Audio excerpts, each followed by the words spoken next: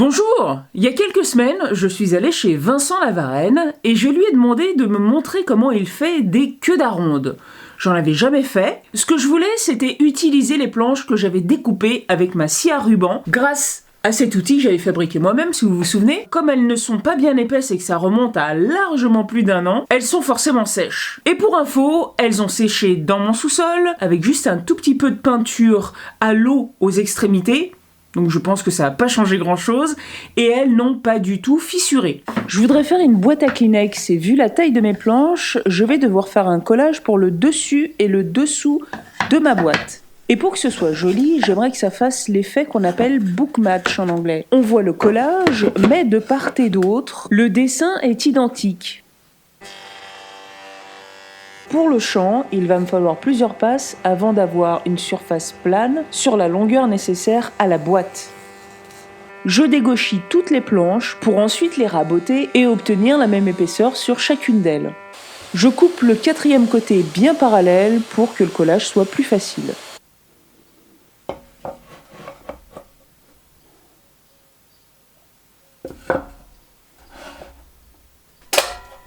Une fois sec, je ponce jusqu'au grain 240. De mon côté, tout est prêt. On va chez Vincent. Vincent va d'abord nous montrer comment faire des queues d'aronde, et ensuite c'est moi qui m'y colle. Il y a 2 écoles. Il y a ceux qui font les queues en premier, qui taillent les queues en premier, sans sous-entendu grivois, et ceux qui taillent les, en anglais c'est pins, les contre-queues en premier. Donc les... Je sens qu'elle est facile cette vidéo. La méthode qui est finalement la plus simple, c'est les queues en premier. Ce qui est important, c'est de ne pas confondre le haut, le bas, l'intérieur, l'extérieur et les côtés ensemble. Je numérote les angles, c'est-à-dire 1, 1, 2, 2, 3, 3, 4 et le 4e côté est là. Le numéro est en haut de la boîte et à l'extérieur de la boîte. Ça me donne à la fois donc l'orientation des pièces entre elles, le haut et le bas et l'intérieur et l'extérieur. Je l'ai coupée à la scie et elle n'est pas tout à fait droite, donc je vais quand même rectifier sur ma boîte à recaler le côté pour qu'il soit bien d'équerre. Ça vous fait une surface qui est tout à fait lisse. Les tracés vont bien se voir. Je vais suivre mon plan parce que vous avez 3 queues qui sont répartis donc dans la hauteur et vous avez les contre-queues qui viennent à chaque coin. Mais pour des raisons de solidité, puisqu'on va avoir un couvercle sous licence, je ne souhaite pas avoir, le grain n'est pas dans le bon sens dans une pièce qui va être courte, donc on va faire une demi-queue ici, comme ça le grain sera dans le bon sens, on aura le couvercle qui va venir s'emboîter comme ça. Ça change simplement la disposition des queues, mais le principe reste le même. Hein. Tu règles ton trusquin à l'épaisseur de la planche, on trace le premier côté, on trace le 2e côté. Là, on va avoir une partie qui va rester. Je ne fais pas de tracé précis, je fais tout au pif. En reportant les découpes qu'on aura fait sur la première face, c'est là qu'il faudra de la précision. Pour l'instant, on peut faire ça complètement au pif. Le seul truc, c'est qu'il ne faut pas se tromper, il faut bien laisser une demi-queue en haut. Donc on va faire une demi-queue assez épaisse, un autre truc assez épais ici parce qu'il va falloir encastrer le fond, donc il faudra qu'il y ait un petit peu aussi de... Ça vous donne 2 côtés. La première entrequeue va être là. La deuxième va être ici. La 3e va être ici. Et ça s'en va. Ça reste et ça s'en va. Donc ce qui s'en va, je mets une croix dessus. Je vais simplement faire un vague dessin avec une croix ici, une croix ici, ça part, ça reste. Et maintenant je vais scier. On peut utiliser toutes sortes de scies. L'important c'est d'être absolument perpendiculaire. Pour être bien perpendiculaire, il faut regarder le reflet. Si vous n'êtes pas perpendiculaire, vous le voyez tout de suite. J'entame ma coupe et ensuite... Voilà, je vais jusqu'au trait, j'essaie de ne pas dépasser parce que sans ça, ça va se voir. Hein. Et peu importe l'inclinaison en réalité. Hein. Alors l'inclinaison, c'est à peu près comme ça. Et de toute façon, ce qui est important, c'est pas l'angle exact, c'est que l'angle soit le même sur la pièce, sur la queue et la contre-queue. Je vais maintenant faire l'inclinaison inverse, peu importe l'angle de départ, mais il faut essayer d'être à peu près symétrique. Hein. Les différences se remarquent très peu, et s'il y a des spécialistes qui les remarquent, ils vont dire « Ah, voilà des queues d'aronde coupées à la main, j'ai affaire à quelqu'un qui s'y connaît. » Maintenant, il va falloir enlever les parties marquées d'une croix. En gros, il y a deux façons. Il y a une façon un peu grossière qui consiste à utiliser une petite scie à chantourner à main. Voilà, il faut tourner le plus vite possible. Voilà, et toujours en restant au-dessus du trait, hein, sans, ouais. Voilà, on va terminer au ciseau. Le fait d'avoir tracé avec un trusquin qui fait une ligne, ça vous donne un appui pour votre ciseau. Alors pour déplacer votre ciseau, pour le mettre exactement là où vous le faites marcher comme ça. Hein. Vous pouvez comme ça le faire d'une seule main. En le faisant marcher, vous l'amenez exactement dans le trait. Et là, il se cale. S'il n'est pas bien calé, vous tapotez à droite ou à gauche. Maintenant, une chose importante. Si vous tapez fort, ça va faire coin et la lame du ciseau va se déplacer et va manger le trait. Ouais. Et donc, il faut taper un premier coup bien vertical, très doucement. Ça suffit. Vous enlevez le tout petit copeau correspondant. Maintenant, vous avez quelque chose qui va vous caler votre ciseau. Et vous pouvez taper plus fort. Tapez pas trop fort. Et là, ce qu'il faut faire, c'est ne pas rester tout à fait vertical, mais incliner le ciseau de peut-être 1 ou 2 degrés, ce qui fait que même s'il se décale un petit peu, il va pas manger la ligne. Je peux taper plus fort maintenant. Et ensuite, je dégage. On a 15 cm d'épaisseur, donc il suffit d'aller à 5 mm d'un côté, 5 mm de l'autre, et votre morceau de bois va se détacher. Donc je fais la même chose de l'autre côté, un tout petit coup, surtout pas trop fort, un deuxième coup un petit peu plus fort en inclinant pour dégraisser, pour faire de l'undercutting. Ici c'est le côté que j'avais scié, donc je fais très attention parce qu'il y a des endroits où je vais avoir un copeau à retirer, des endroits où je vais avoir rien à retirer. Par conséquent, je vais avoir des différences de pression sur le ciseau et mon ciseau est capable de tourner. En fait, il vaut mieux faire comme ça. Tu préconises de faire sans découper. Ça va plus vite comme ça, mais ça demande des précautions. Il faut un peu de métier. D'accord. Donc, il faut que je fasse bien je vois, attention. ça a déjà arraché le truc. Ouais, d'accord. Alors oui, de ce côté-là, c'est un petit peu arraché. Je l'incline à 2 degrés pour taper un peu plus fort. Et voilà. C'est quoi comme bois? C'est du poirier. D'accord. Donc c'est un bois dur à grain fin. Alors il faut nettoyer les coins, c'est peut-être le seul truc vraiment important. Je prends mon ciseau, ma pièce d'une main, mon ciseau de l'autre. Évidemment, prenez pas le ciseau comme ça, vous risquez de vous blesser. Hein. Jamais une main devant un ciseau, sauf en le tenant comme ici, où il ne peut pas dépasser la... D'accord, c'est tes doigts qui retiennent.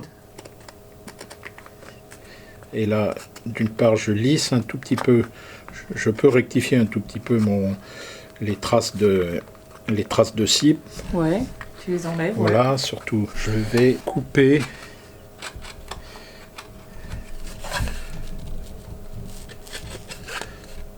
Voilà, comme ça, j'ai nettoyé l'angle. Et donc, je vais faire la même chose sur tous les angles analogues. Plus le ciseau est large, plus il faut faire attention à ce qu'il ne pivote pas. Avec un grand bras de levier, il va avoir tendance à pivoter et à vous manger le trait d'un côté. Donc il faut être très attentif à ça. Sur le côté ici, j'ai juste donné un tout petit coup pour éviter les arrachements. J'ai enlevé un tout petit peu les traces de scie. C'est pas tellement que ce soit gênant pour l'assemblage, mais c'est gênant pour reporter le tracé sur le deuxième côté. Ah oui, oui. Hein, ça risque de gêner le crayon. Donc il faut reporter ce tracé-là sur ce côté-là. On va installer le deuxième côté verticalement. On va le régler en hauteur à une certaine hauteur qui va être définie par commodité avec le rabot. Voilà, je m'arrange pour que ça arrive juste à ras. Je vérifie avec la fente que c'est bien perpendiculaire, avec la fente du rabot la perpendicularité est bonne. Il faut que ce soit assez précis parce que sans ça vous allez avoir une boîte qui va falloir bien raboter pour pouvoir mettre le couvercle. Avec une chute de bois, je m'arrange pour mettre une cale de l'autre côté de façon que ma presse, à force d'être pressée toujours avec ce côté-là en pression, elle ne se mette pas de biais. Je mets mon rabot ici et maintenant je vais pouvoir mettre ma pièce de bois là-dessus et elle va tenir toute seule. Fantastique. Oh bah c'est un classique, c'est pas moi qui ai inventé ça. Il faut que les lignes de base soient alignées, que je vérifie ici qu'il n'y a pas de...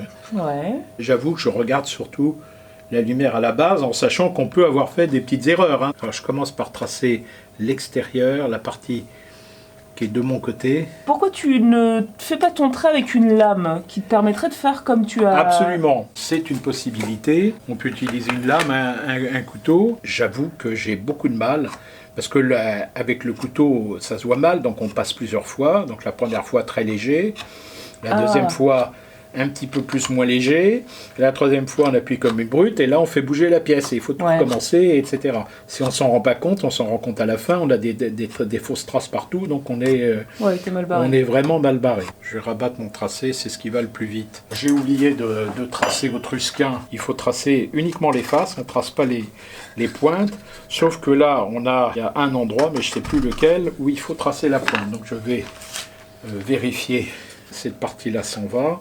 Donc ça s'en va, ça s'en va, ça s'en va, ça reste. Lorsqu'on scie, il va falloir laisser le trait de crayon du côté de ce qui reste. Ouais. Et donc là, c'est très facile de se tromper de côté, de scier du mauvais côté du trait et après d'avoir des queues d'aronde qui sont un peu lâches. Donc là, il faut que je coupe en laissant le trait. Je fais toutes celles qui sont orienté pareil, le trait de scie est du côté de la croix, du côté de ce qui tombe, et je laisse le trait. Voilà, l'autre angle. Voilà, et maintenant, je pourrais utiliser ça va plus vite, mais ça va me laisser des angles, et si vous voulez être vraiment très précis, il vaut mieux tout faire au ciseau. Je vais faire au 14, et je vais faire donc en 2 fois. Alors le 14, c'est parce que il rentre... Parce que le 14, c'est celui qui va le mieux de l'autre côté. Ouais, d'accord. Alors évidemment, comme la pièce s'évase comme ça, le 14 il va rentrer, il risque rien. Tandis que de l'autre côté, si je prends un truc grand, je pourrais pas aller très très loin. Je vais maintenant ajuster, je laisse juste le trait. Il ne faut pas, surtout que c'est un bois dur, donc il ne va pas prêter beaucoup. Et comme dit Franz Claus, si ça vient pas bien, ne forcez pas. Prenez un plus gros marteau. Voilà un côté de la boîte. Maintenant, à toi Sylvie. Je découpe les planches qui reçoivent les queues d'aronde 2 par 2 pour aller plus vite. Évidemment, pour les 2 autres, ça n'est pas possible. Je suis bien dedans là. Alors, on me sent bien. T'es bien dedans. Alors un tout petit coup, bien vertical. Voilà. Comme ça. Voilà. Tu le fais sauter. Tu tapes un peu plus fort en inclinant un peu ton ciseau. Doucement quand même. Ouh là là. T'as tapé très très fort. Ouais. Non, mais j'ai pas dépassé. J'ai pas déformé. L'étape 1, très laborieuse, est enfin achevée. Eh ben maintenant, il n'y a plus qu'à faire le plus dur. C'est pas si évident que ça de se positionner, c'est fou. Quand tu fais les trucs pour la première fois. Ok. 4 et 4. On va comparer les résultats. J'espère pas être trop nul. Ouais, tu devrais faire plutôt mieux que moi là. C'est vrai? Alors là, ce serait la grande gloire. Qu'est-ce que je gagne? Mon estime. Voilà. Non, ma haine. Le droit de ne plus jamais revenir pour me voir ridiculisé dans mon atelier et en public. On est que 2 dans l'atelier, mais il y a quand même... Pour l'instant. Il y a combien? Dans quelques semaines, il y aura beaucoup d'invités. Il y a beaucoup de mecs qui vont rigoler. Mon nom sera célèbre. Ils vont te regarder par là. Avec celui de Mr Bean et quelques autres Charlots. Mr Bean de la ronde. Je rentre dans le sérieux. J'attaque la partie délicate. Le côté à ne pas louper. Alors, heure de vérité. J'ai pas fait le chanfrein comme tu m'as dit pour que ça s'envoie bien. Oh, rock'n'roll. Hey. Première queue d'aronde de Sylvie. Waouh. Elles sont parfaites. Elles sont pas bien. Parfaites. Elles sont pas mal. Déjà là, avec les serre-joints, ça va, cet écart va disparaître. D'accord. Bon bah c'est bonne nouvelle. Et donc là, tu penses que la colle va boucher? Là, il n'y a pas grand-chose. Je vais pas avoir le temps de tout faire chez Vincent. Je vais terminer ma boîte à la maison. Je suis de retour chez moi et j'ai fini mes queues d'aronde. Mais j'en suis pas du tout fière. J'ai pas très envie de vous les montrer. Tellement elles sont moches et écartées. Mieux vaut commencer en faisant des essais sur des planches. Puis ensuite, quand vous le faites assez bien, vous le faites sur un projet. Commencer tout de suite par des culs d'aronde sur une boîte, forcément, ça fait pas des étincelles. Regardez-moi ce travail. Bon, ça là, c'est très écarté. Le problème ici, c'est que j'ai pas fait la découpe du bon côté du trait. J'avais bien fait plein de petits traits noirs pour me rappeler que c'était là qu'il fallait que je coupe. Et ben voilà, peine perdue. Ici c'était du bon côté du trait, mais il y a un gros espace là, à nouveau du mauvais côté du trait. La planche s'est fendue. Ah ben on n'est pas aidé avec tout ça, hein. Avoir ça sous les yeux tous les jours, je vais pas du tout aimer. Donc ce que je vais faire, c'est une boîte pour mon poinçon Pitou, parce qu'il faut le protéger pour éviter qu'il prenne des coups et se déforme. La longueur n'est pas bonne, mais il me reste quelques planches qui devraient aller. Et pour cette boîte, je vais faire un collage beaucoup plus simple que des queues d'aronde. Après, je m'entraînerai, et quand je serai prête, je ferai une nouvelle boîte, beaucoup mieux faite, et ce sera pas très difficile. Comme toujours, si la vidéo vous a plu, likez-la, partagez-la, laissez-moi un message, et abonnez-vous si ce n'est pas déjà fait. À bientôt!